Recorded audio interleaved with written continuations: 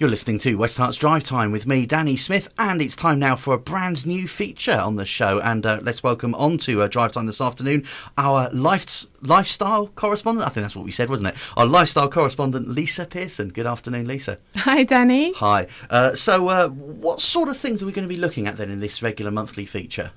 Well, to start off with, we're going to look at money because money is everyone's biggest bugbear. Mm-hmm. But there's loads of things that we're going to cover, the basics of your whole life, making sure that your whole life is really healthy. So that will be your finances, your relationships, your eating, get you all healthy and zingy for next summer in the bikinis or the little shorts, if you want to wear little shorts. No, I'm cool with a bikini. You look lovely in one. Yeah, anyway, let's move on. Okay, so it's all sorts of different things to do with, I suppose, tips on the way we live our lives and how to perhaps improve those things. And for this month in particular, we're going to be looking at money, which I suppose is a very important one, isn't it?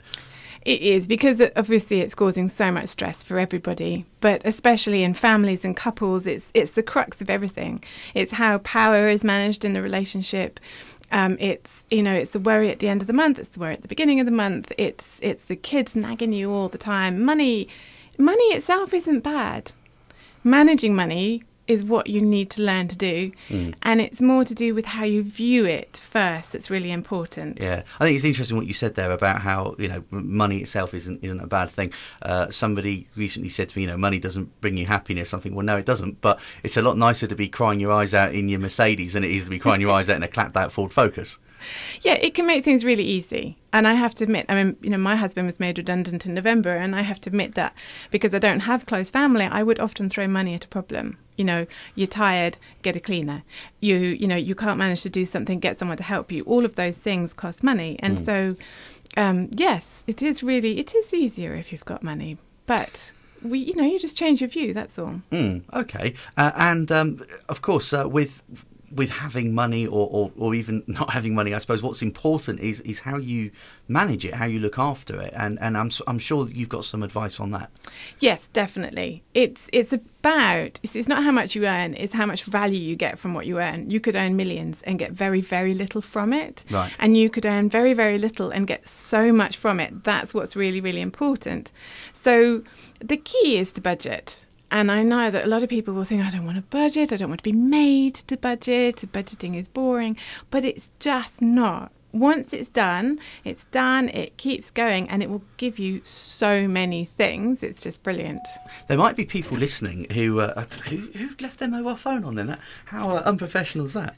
But there might be people listening this afternoon who might think to themselves, well, I've never needed to budget before, but I suppose times are different now. Maybe people were in a more affluent time where they could get away with not managing money too well because they had enough of it. But in this day and age, there's probably not many people that fall into that category. I think the fact of life is that nowadays, yes, you're going to have to budget, and I don't honestly think it's necessarily a bad thing. I think we've been marketing mugs. I think we've been ruled by money. I don't like seeing people going through stress. I'm not saying that it's nice to have the recession, but silver linings and all that, there are definitely some things that can be gained, and I see it all the time on the internet, people finding huge amounts of satisfaction and love of new things like crafting or making things they never made before, or cooking things from scratch they never cooked before, or just so many people finding things about themselves they didn't know and having to really dig deep. So there are rewards there, even though it's tough.